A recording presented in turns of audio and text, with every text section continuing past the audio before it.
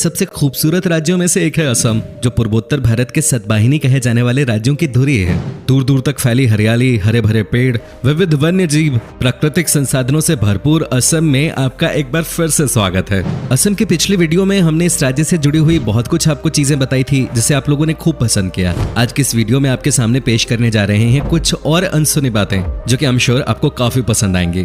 असम के रोमांच भरे जंगल, चाय के बागान, कलकल करती ब्रह्मपुत्र नदी पर्यटकों को अपनी ओर आकर्षित करती है। असम एक ऐसा प्रदेश है जहां शांति है, संस्कृति और परंपरा का एक दूसरे से अटूट बंधन है। तिब्बत से बहकर आते विशाल ब्रह्मपुत्र नदी इस राज्य की खूबसूरती को और बढ़ा देती है। अगर हम हिंदू मिथकीय कहानियों पर विश्वास करें तो ब्रह्मपुत्र नदी को नद के तौर पर माना जाता है।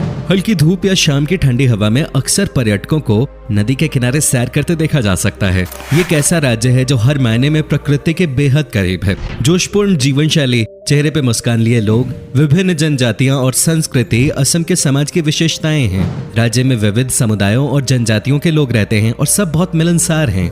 इस भूमि पर कई राजवंशों के महान राजाओं ने राज किया है।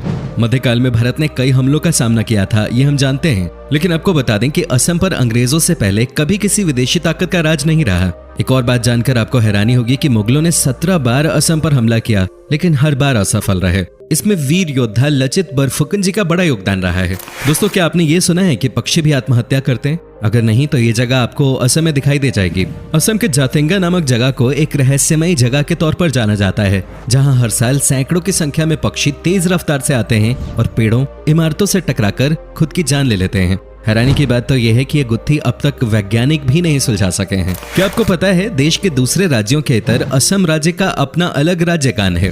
लक्ष्मीनाथ बेजबरुआ जी ने इस गाने की रचना की थी। देश के कई अन्य राज्यों की तरह असम में भी खेती ही लोगों का प्रमुख व्यवसाय है। आमदनी के मामले में असम में खेती का स्थान तीसरा है और राज्य के 69% लोग ये व्यवसाय करते हैं। हालांकि चाय के उत्पादन के मामले में विश्व में इसका बहुत बड़ा योगदान है। असम सिर्फ एक प्रदेश का नाम नहीं, प्राकृतिक सौंदर्य, प्रेम, विभिन्न संस्कृतियों इत्यादि की झलक का प्रतीक है। मेलों और त्योहारों का राज्य है ये। असम की ढेर सारी संस्कृतियों में से बिहू एक ऐसी परंपरा है जो यहाँ का गौरव है। असम में मनाए जाने वाले बिहू मुख्यतः 3 प्रकार के होते हैं: बैसाख बिहू, काती बिहू और भोगाली बिहू। असमिया कैलेंडर बैसाख महीने से शुरू होता है, जो अंग्रेजी माह के अप्रैल महीने के मध्य में होता है। दोस्तों, कोई भी वेशभूषा या पहनावा किसी देश या समाज की संस्कृति को प्रकाशित करने के लिए काफी होता है। असम की वेशभूषा भी इस राज्य की सभ्यता संस्कृति को दर्शाती है। आज के समय में यहाँ के युवा भी पश्चिमी सभ्यता की वेशभूषा को अपना चुके हैं, लेकिन असम की वेशभूषा को अगर आप देखना चाहते हैं तो उनके पारंपरिक त्योहारों में आज भी वही पहनावा देखा जा सकता है। महिलाओं की ड्रेस 2 भागों में विभाजित है। ऊपर का हिस्सा एक विशिष्ट प्रकार के चादर से ढका जाता है और वहीं नीचे के पहनावे को मेखला कहा जाता है। पुरुषों के पहनावे में ऊपर कुर्ता और नीचे धोती होती है। इसके साथ ही वो लोग गले में गामोसा भेजते हैं, जो केवल एक कपड़े का टुकड़ा नहीं बल्कि असम की अनुभूति तथा जातिगत सम्मान और स्वाभिमान का हिस्सा है। असम में लुभावने नजारों के अलावा जो चीज सबसे अधिक आकर्षित करती है वो है वहाँ का खाना। यहाँ के खाने का स्वाद एकदम अलग है, जो आपको पूरे देश में कहीं और नहीं मिलेगा। खासतौर से यहाँ के नॉन-वेज फूड का कोई मुकाबला नहीं। साथ ही यहाँ आपको स्वादिष्ट पोर्क, चिकन, बत्तख और मटन के कई व्यंजनों का स्वाद चखने को मिलेगा। जब भी असम के विशिष्ट व्यंजनों की बात होती है तो खार का नाम सबसे पहले लिया जाता है, जिसके इस्तेमाल से भोजन का स्वाद बढ़ जाता है। इसके साथ ही असम का एक फेमस फूड है आलू पिटिका, जो शुद्ध शाकाहारी व्यंजन है। रेशम के कीड़ों से बना हुआ व्यंजन भी यहाँ का प्रिय भोजन है। नॉनवेज फूड में एक बहुत ही स्वादिष्ट व्यंजन टेंगा फिश कड़ी है, जिसे बनाते समय औटेंगा, टमाटर, नींबू या किसी भी खट्टी चीज का इस्तेमाल किया जाता है। इसके साथ ही यहाँ त्योहारों के वक्त हर घर में चावल से बने कई तरह के पिट्ठू और लड्डू बनाए जाते हैं। असम में आपको स्ट्रीट फूड की भी अलग अलग वैरायटीज मिल जाएंगी। असम अपने वन्य जीव पर्यटन के लिए भी जाना जाता है। राष्ट्रीय उद्यान और अन्य अभयारण्य असम के प्रमुख पर्यटन स्थल हैं।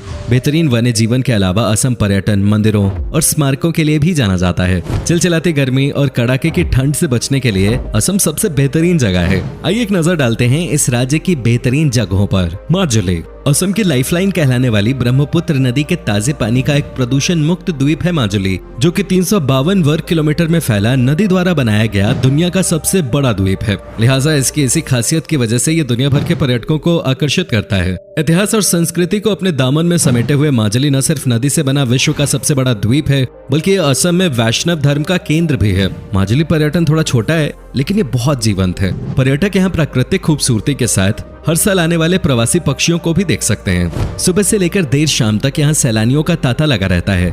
नेचर लवर्स और फोटोग्राफी के शौकीनों के लिए ये एक परफेक्ट जगह है। कामाख्या मंदिर।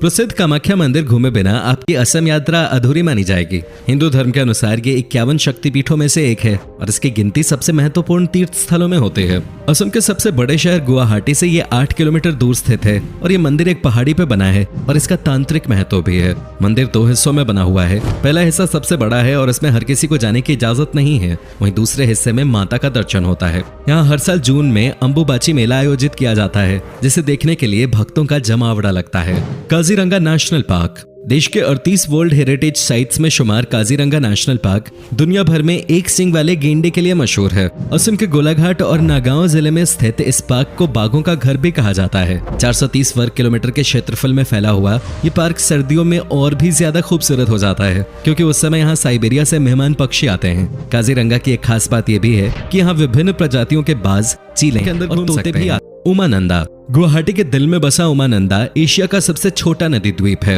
यहाँ आप शिव मंदिर का दर्शन करेंगे। मंदिर तो अपने आप में खूबसूरत है ही, पर मंदिर के चारों ओर बहने वाली ब्रह्मपुत्र का नजारा मंत्रमुग्ध कर देने वाला होता है। यहाँ पर सुबह सूर्योदय का दृश्य बेहद मनोरम होता है, जो आप ताउम्र याद रखेंगे। वैसे तो इस द्वीप पर साल भर टूरिस्टों की भीड़ रहती है, मगर सावन, शिवरात्रि और नवरात्र के समय ये भीड़ दोगुनी हो जाती है।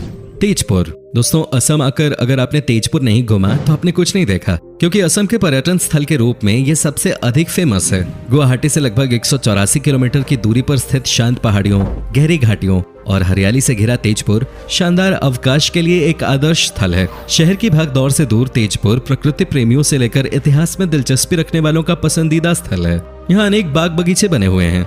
शिव सागर। शिव सागर अपने इतिहास और अपनी संस्कृति के कारण पर्यटकों को आकर्षित करता है। चूंकि ये शहर लंबे समय तक अहोम की राजधानी रहा, इसलिए शिव सागर में महान अहोम शासकों की कई निशानियां देखी जा सकती हैं। ये शहर करीब 100 साल तक अहोम साम्राज्य की राजधानी था, जिससे इसका विशेष ऐतिहासिक महत्व भी है। इसके साथ ही यहाँ ढेरों तेल और चाय के बागान हैं। शिवडौल, तलातल घर, करेंग घर, गरगांव महल आदि शहर के कुछ खास आकर्षणों में से हैं। अगर आप शिव सागर घूम रहे हैं तो रंग घर नामक नाच घर को देखना न भूलें। Manas national park. Kaziranga national park के अलावा मानस नेशनल पार्क भी असम का प्रमुख पार्क है, जो कि यूनेस्को धरातल में अपनी जैव विविधता के कारण जगह बना चुका है।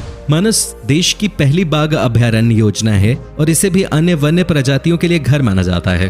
अपनी सुंदरता के लिए जाने जाने वाले इस पार्क को बायोस्फीयर रिजर्व और एलिफेंट रिजर्व भी घोषित किया गया है। अगर आप एक एनिमल लवर हैं तो मानस नेशनल पार्क आपके लिए बहुत अच्छी जगह है। असम के अन्य राष्ट्रीय उद्यानों में पोबितोरा वन्यजीव अभयारण्य, औरंगा राष्ट्रीय उद्यान और नामेरी राष्ट्रीय उद्यान भी प्रमुख हैं। डिब्रूगढ़। जब बात भारत की चाय की होती है तो सबसे पहले जुबान पे नाम आता है असम की चाय का। लेकिन क्या आप जानते हैं कि असम में स्थित डिब्रूगढ़ को भारत के चाय का शहर भी कहा जाता है। शहर भर में कई चाय के बागान हैं जो ब्रिटिश के समय से हैं।